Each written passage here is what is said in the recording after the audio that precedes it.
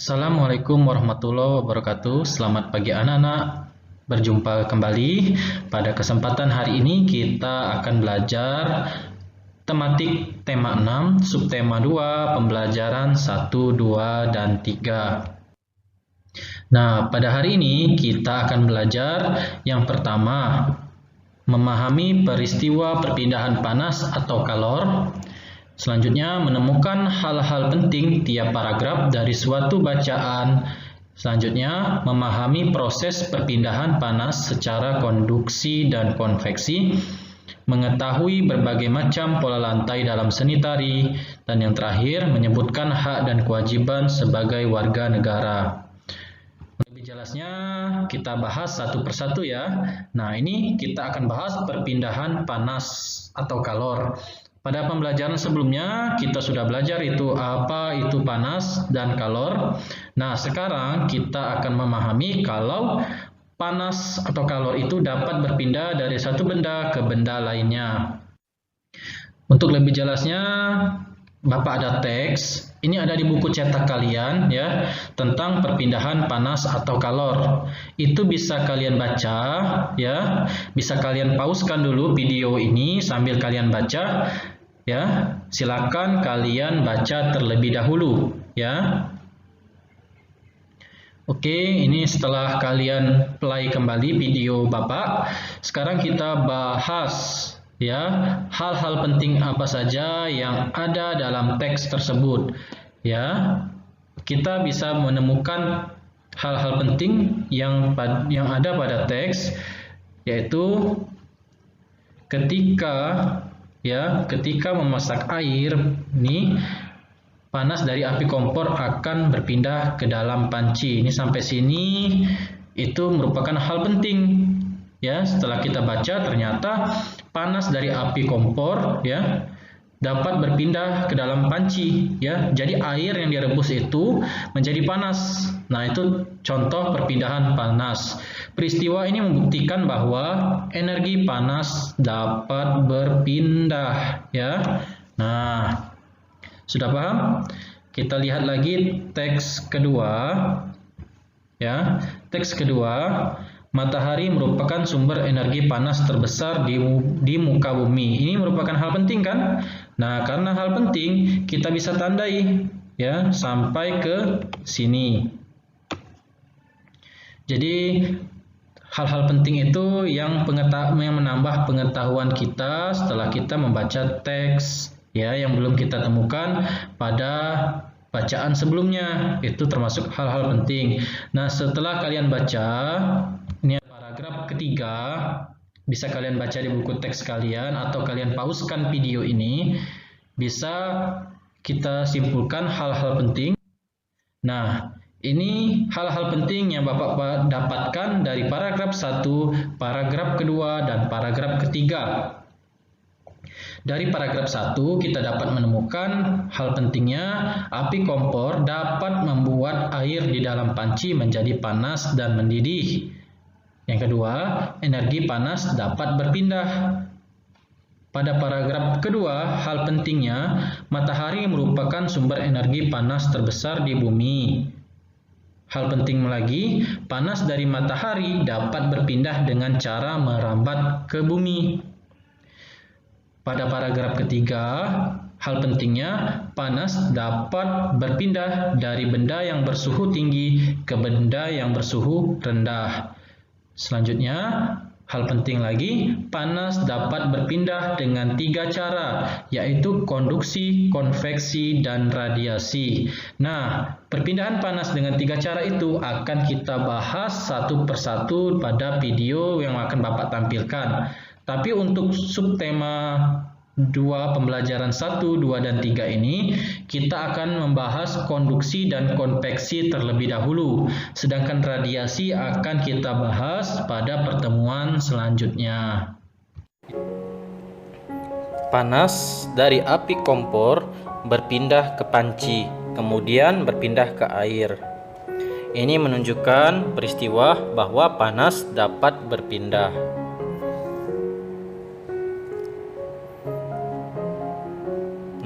Panas dari matahari dapat berpindah sehingga kita dapat merasakan hangatnya sinar matahari.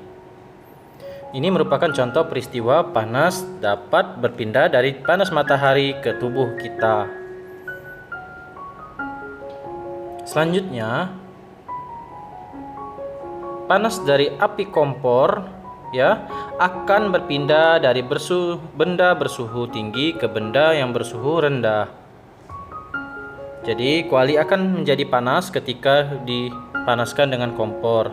Jadi panas dapat berpindah dengan 3 cara. Yang pertama konduksi, yang kedua konveksi, dan yang ketiga radiasi.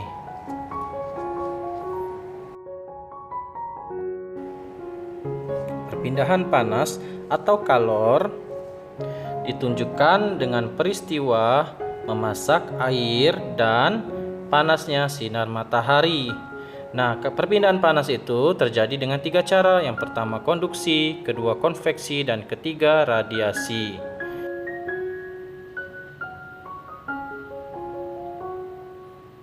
Perpindahan kalor secara konduksi yaitu perpindahan kalor tanpa memindahkan zat perantaranya.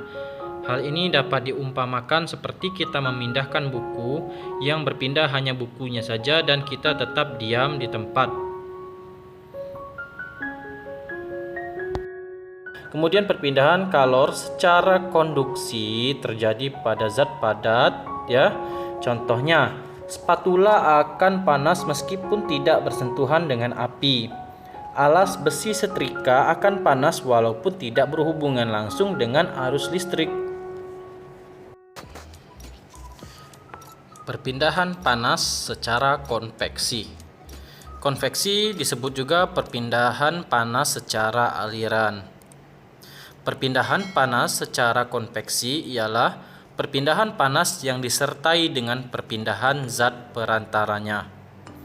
Perpindahan panas secara konveksi itu berbeda dengan konduksi. Jadi zat perantaranya itu ikut berpindah.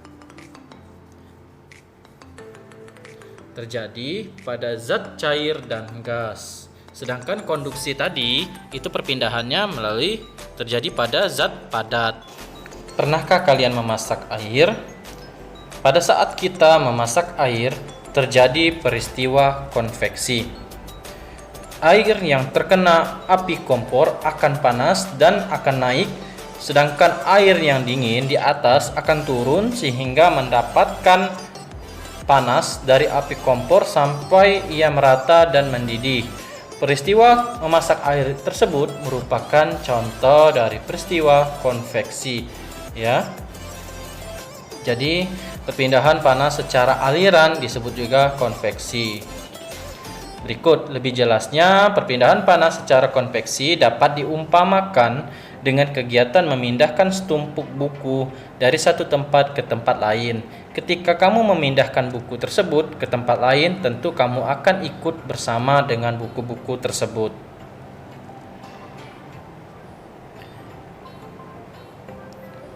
Contoh peristiwa konveksi lainnya, yaitu terjadinya angin darat dan angin laut. Angin darat adalah angin yang berhembus dari darat ke laut.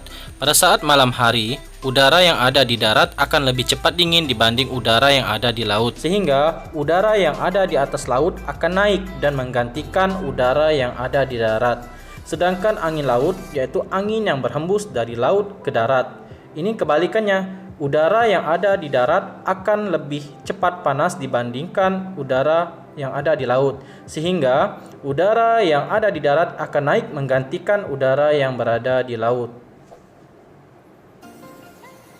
Nah, peristiwa lainnya yaitu ada contoh lagi, yaitu asap corobong pabrik yang melambung tinggi.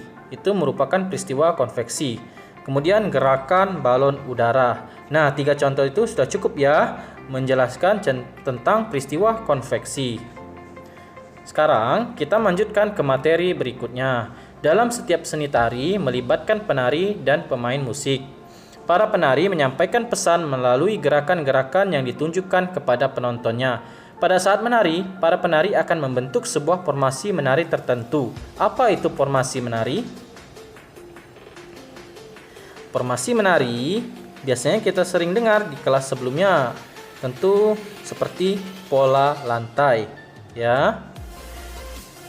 Pola lantai dalam seni tari.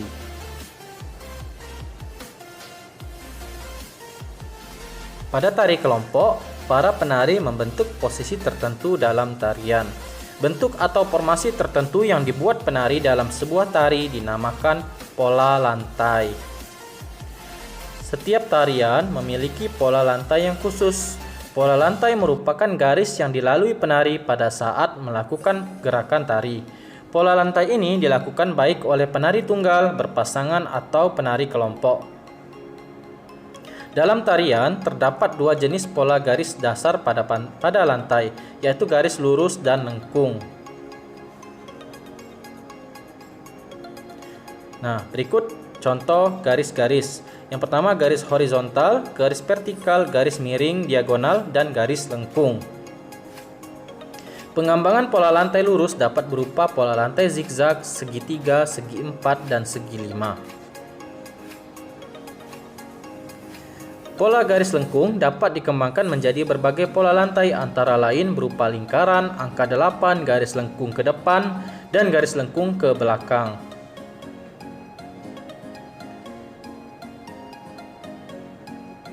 Berikut contoh pola lantai dalam seni tari. Tari Saman Aceh pola lantai horizontal. Tari Sekapur Siri dari Bengkulu pola lantainya lengkung ke depan. Tari Pendet dari Bali pola lantainya lurus dan melengkung. Sedangkan tari Piring Sumatera Barat pola lantai lurus segi 4. Ya, kita masuk ke materi berikutnya. Hak dan kewajiban sebagai warga negara Indonesia.